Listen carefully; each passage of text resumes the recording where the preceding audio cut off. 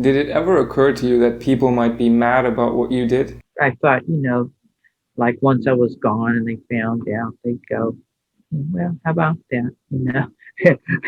The Financial Times was calling all the time. The New York Times was calling all the time. It didn't occur to me that they'd want to actually talk to me about something, right? You know, because who am I? Right? Mark, they say you're schizophrenic. Is that true? I don't know what's wrong with me. These are terms. Everybody seems eccentric and strange to somebody else. Do people in the art world know who you are now? Do they recognize you? They're still mad at me, because and like lots of influential people here have tried to get them to forgive me, but no, I'm never going to be forgiven. I'm never going to be forgiven. Are you charming? Yeah, sure. Why not? It's okay with me. But now look, you know, I've I've also, but I've read lots of negative stuff too. May have heard lots of good things about yourself from other people, your other friends, or but like the one negative thing, the one something maybe you overheard it or something. That's what you'll remember. You'll forget everything else, but you'll remember the one cruel comment or the one something that hurt your feelings or something like that. That's what you'll remember.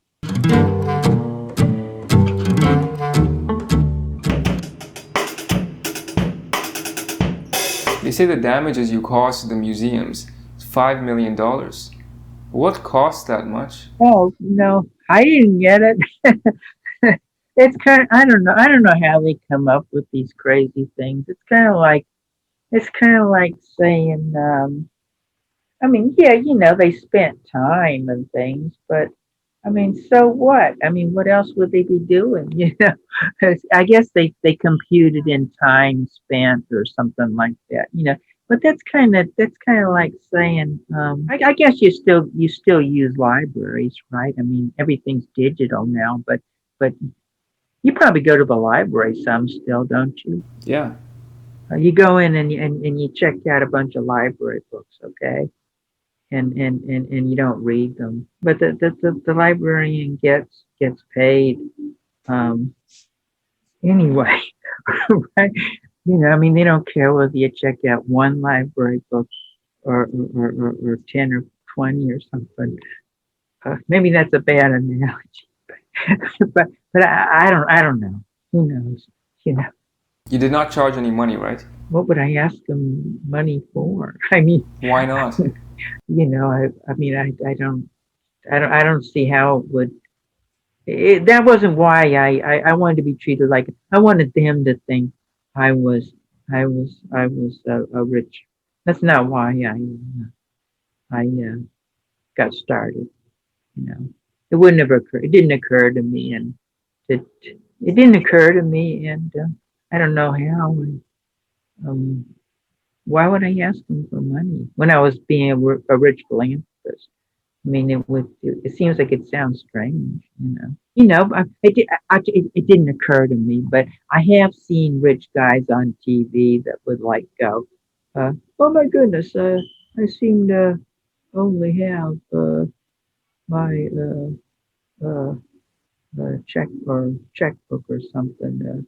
Could I have $100 for the cab or something like that? I suppose, but I don't have that kind of nerve. Okay, you know. Or I only have $1,000 bills in my wallet. Could you get this or that? But I guess in a way I did do that if they took me out to dinner or something. But then again, nobody expected me to pay for dinner, so you know. Did it ever occur to you that people might be mad about what you did? Yes, it did, but uh, it didn't occur to me till like I was gone. You know, like sometimes, like if it'd been a few weeks since I'd been someplace, I might start thinking, gee, those people. Oh yeah, and then again, of course, there'd be lots of phone calls too, and I'd think, gee, I wonder if those guys are mad. They might get mad at me, or but I didn't think about it too much, to be honest with you. Who's that? Yeah, Mark Landis. I've been following Landis for 4 years now. Now, when John came around knocking on the door, yeah, I wouldn't open the door for him because I didn't know who it was. That was the strangest week of my life because, see, this was way back. This was back in like 2010 and it just didn't occur to me that anybody would, I thought, like once I was gone and they found out, they'd go, well, how about that? But and anyway, so like, but I was getting all these phone calls and from all these really famous exotic places like 60 Minutes, People magazine. But I was thinking, I don't know, it's probably a subscription drive or marketing or something like that, because you get all kinds of junk phone calls, or maybe not anymore, but back then you used to, and you because like my mother subscribed to People, and also my mother got a complimentary subscription from Fortune magazine because she had some of her savings in mutual funds and things, with a financial plan. And so I was thinking, well, they're calling about something like that, right? So I didn't answer the phone, because I thought it was a junk phone call, like they want me to subscribe to this magazine or the Financial Times was calling all the time. The New York Times was calling all the time. It didn't occur to me that they'd want to actually talk to me about something, right? Because who am I? Right? And then he came banging on the door that day and that morning, and he banged on it constantly. I mean, up until 7 or 8, and that's when I thought, hey, maybe it's somebody mad at me. Somebody from one of those museums. I caused them some expense because I had a couple places draw up museum plans. I was going to have a museum built. And well, it's easy to get carried away in situations like that. Have you ever seen situation comedies where somebody will start off with a lie and they'll just start getting bigger and bigger and they'll just start building quote castles in the air and really getting extravagant? Well, that's what happened. I started saying, well, I want to have a museum built for my art collection, and one place actually drew up plans. Now that probably was expensive. Mark, they say you're schizophrenic. Is that true? I don't know what's wrong with me. These are terms. I think it's an old term. It's an old term that's kind of like if you can't if you haven't there's a limited. They've got more fashionable terms now for people that have mental problems. I mean, I don't care. I mean, people, everybody seems eccentric and strange to somebody else.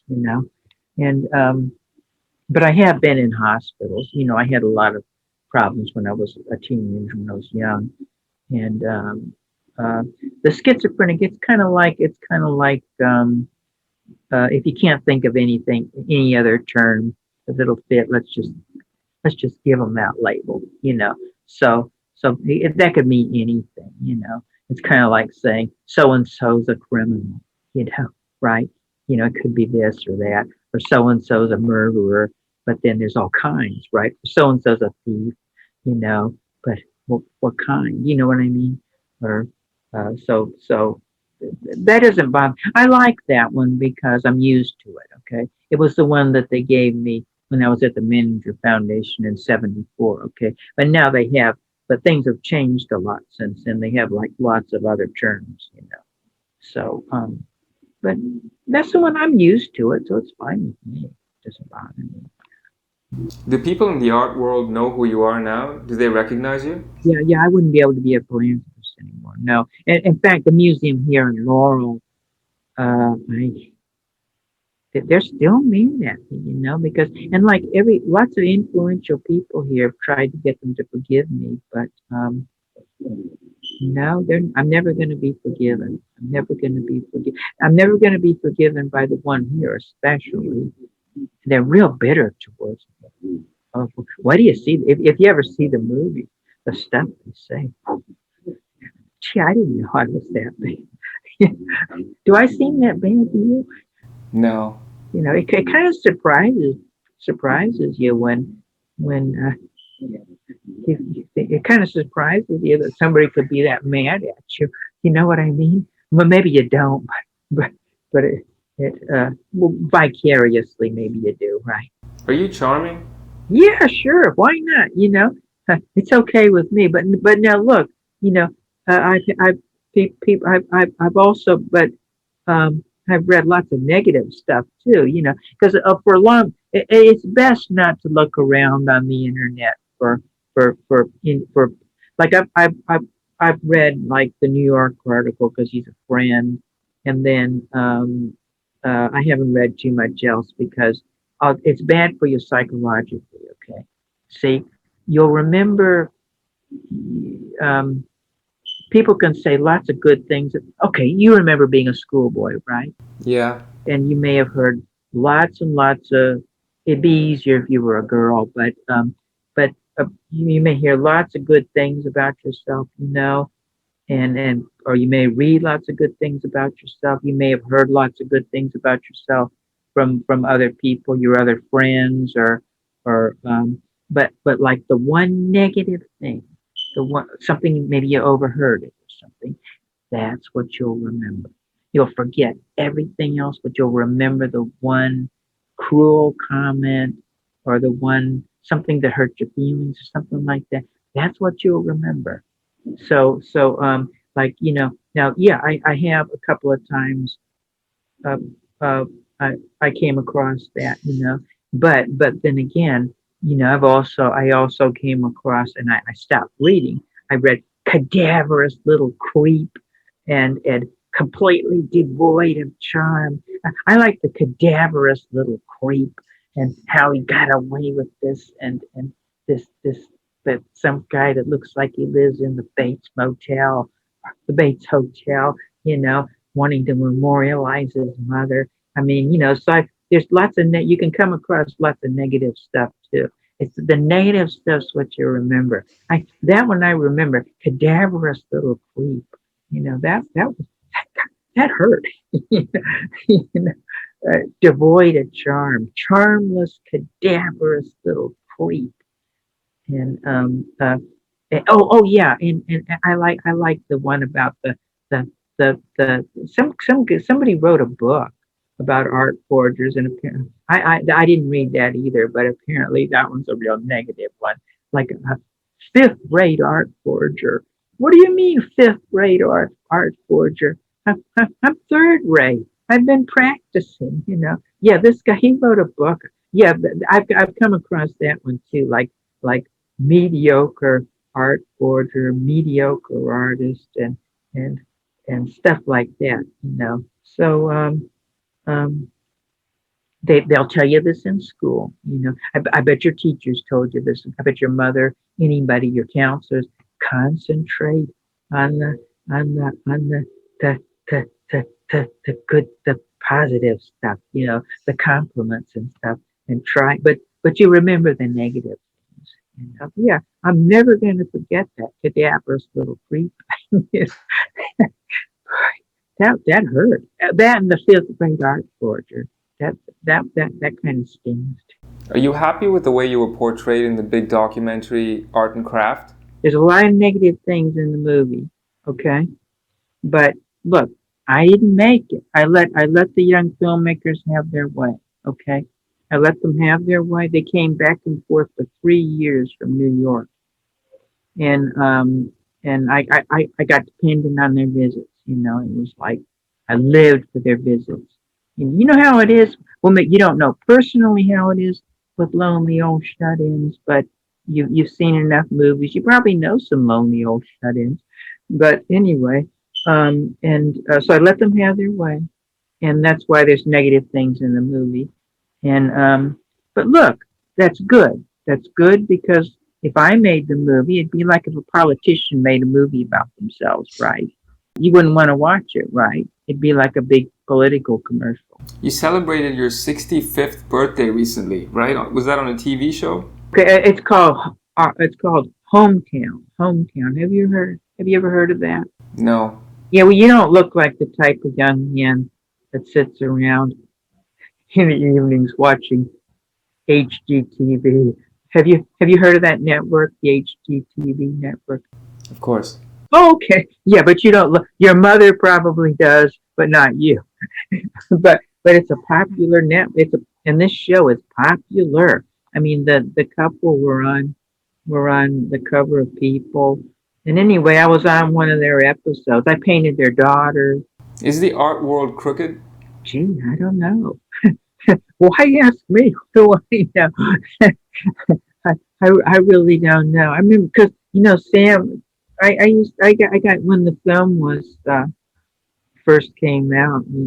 Got to go on this tour to universities with the film, and I got to go with the filmmakers too. So I got to talk to the young students and things. And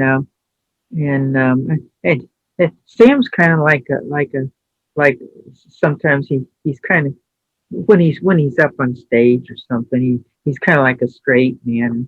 Because I remember when he said, well, one of the reasons the art world turned against Mark, and I remember I was thinking, the art world turned. When did the art world turn against me? I didn't know that. See, I didn't even know they knew me. You know, so I really wouldn't know. You know, I mean, I actually I don't know much of anything about the art world. I never have.